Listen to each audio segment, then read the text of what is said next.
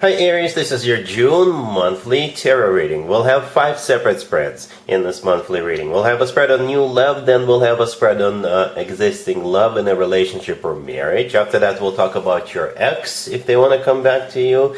Then we'll talk about your work, your business, and your finances. And at the end, we'll get you an advice for the whole month of June. Please like, share, and subscribe to support this channel. This first spread is on new love in June. We have the Ten of Cups, the Ace of Swords clarified by the Two of Cups. We have the Ten of Pentacles. In the potential outcome, we have the King of Swords with the Emperor and the Ace of Pentacles. And we also have the Wheel of Fortune on the bottom of the deck. You could be dealing with an air sign, Gemini, Libra, or Aquarius. You know, it's a very straightforward reading, Aries. Alright, we have 2 commitment to marriage cards on the table. Both of them are in the main spread on the left. As a matter of fact, the first card, the Ten of Cups, is a card of a commitment to marriage, but the Ten of Cups could also be a card of some sort of a celebration. Right? Perhaps if this King of Swords, the first card that came out in the potential outcome, is a Gemini, it could have something to do with their birthday. Right? But yeah, the King of Swords, the first card that came out, that would be the person you're going to be dealing with. It could be an air sign, Gemini, Libra, or Aquarius, or somebody with a lot of air in their chart. If they're not an air sign, this is somebody who is very intellectual. They could be wearing a uniform for what they do for money. They could be a doctor or a lawyer, you know, somebody who is the thinker, or somebody who does something, right? And you are the Emperor right next to the King of Swords. That's your major arcana card, Aries. Alright, and the Ace of Pentacles right next to the deck is a golden opportunity. This card often comes through as a card of a proposal, right? There is a pathway in the right bottom corner of that Ace of Pentacles. This is a pathway to new life together with this person. And I see this as an instant connection. You know, I did not even have to clarify as many times as I usually do. I usually have 9 cards in the new love spread. This time we have 8, because there was absolutely no need for the 9th card, for an additional clarifier, right? We also have the Wheel of Fortune on the bottom of the deck, all the way to your right. You know, the Wheel of Fortune is a great card. The word fortune is in it for a reason. It means fortune, yeah. The Wheel of Fortune is a start of a cycle. You know, it is a sort of a cycle between you and this person. And I don't see any hesitation. I don't see anybody dragging their feet. I don't see anybody questioning whether they should jump in or not. Alright, as I've already mentioned, we have 2 aces, right? The Ace of Pentacles right next to the deck is definitely a proposal, an offer to take it to the next level.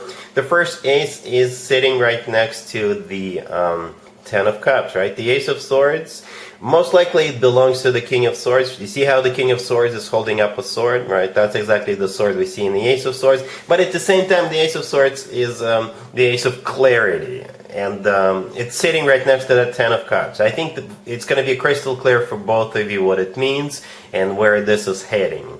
Okay? With the Ace of Swords is the answer yes, by the way. Right? The Ace of Swords is a card of a brand new beginning. It's clarified by the Two of Cups. The Two of Cups features 2 people in it, right? That's you and the King of Swords.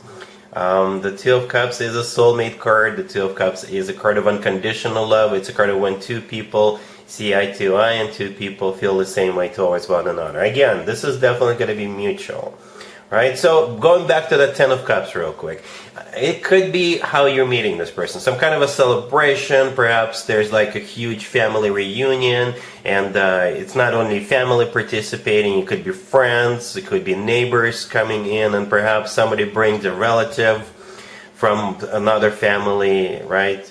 And that's how you could be meeting. Again, it could be a Gemini's birthday party, something among those lines. Or it's just a way of the universe to say you're definitely going to commit to this person, right? Since this is the first card that came out.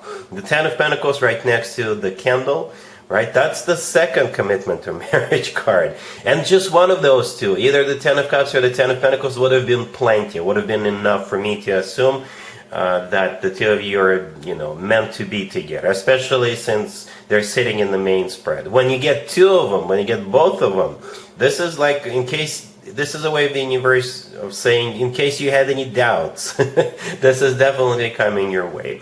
And the thing about those two cards, the Ten of Cups, is a very emotional card, very lovey-dovey card. This card is often referred to as the happily ever after card. The Ten of Pentacles is also a commitment and marriage card, but that card takes care of practicality, right? This is when people enjoy financial abundance together, purchase real estate together, and all that good stuff. So when you get both of them in the same spread, it's like you're getting the best of both worlds. Emotional fulfillment and practicality.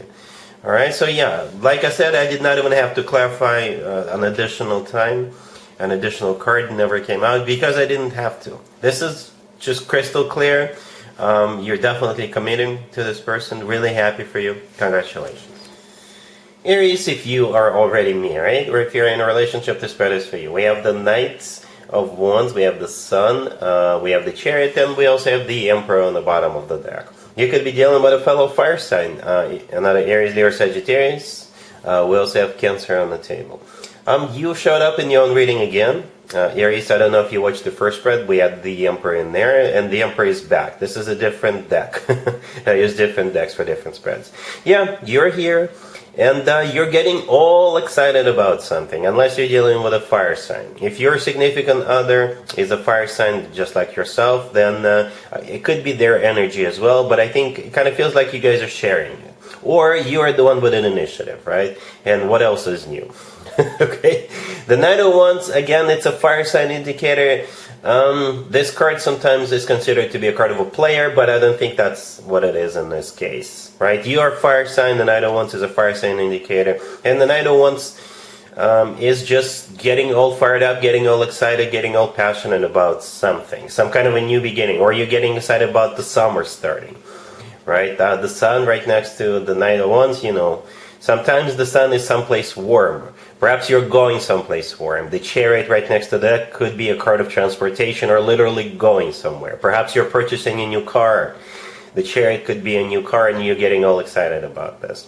But overall, yeah, the Sun is the happiest card in the deck, right? It's a major arcana card. The Chariot is a card of victory, success. It's a card of a triumph. It's a card of, like I said, going somewhere or starting something new, purchasing a new car, what have you. The Knight of Wands, yeah, for some of you it could be a questionable card, but I don't think it's anything bad. I think it's just, again, some sort of an excitement about a new beginning, or you going somewhere, buying a new car, or something along those lines. This is a very happy spread, very powerful spread. The Chariot is a card of victory. It's a very powerful card, but at the same time with the Sun card, there's definitely happiness. All right, perhaps you're getting ready to go on a trip. You want a trip to some kind of a destination. I don't know. All right, but this looks good. All right, cool. Let's see if anybody comes back from the past for you, Aries. In June, keep in mind it doesn't have to be the most recent ex. We have the Six of Cups, the Eight of Wands clarified by the Fool. We have the Three of Cups, and we have the Four of Wands on the bottom of the deck. You could be dealing with pretty much any zodiac sign.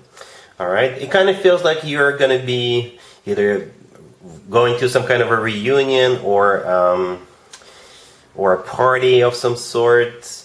And you know what? It doesn't feel like anybody's holding a grudge. Perhaps it's not an ex. It could be somebody from your past. I think it's a 50-50. It's always a 50-50 with the Six of Cups, the first card that came out, which is a card of a soulmate connection, but at the same time, it's a card of somebody coming back from the past. And the thing about the Six of Cups, it doesn't have to be an ex. If we had the Judgment card, I would have assumed most likely it is an ex, but with the Six of Cups, it's a 50-50. Right? And if it is an ex, again, nobody's holding a grudge. It's like whatever happened between the two of you is water under the bridge. That's how it feels. Because this is a very happy reading. Right? The Three of Cups right next to the deck is a card of a reunion. It's a card of a celebration. Perhaps you may run into this person at some kind of an event, party, gathering, concert, or what have you. Or they may invite you to go somewhere, right?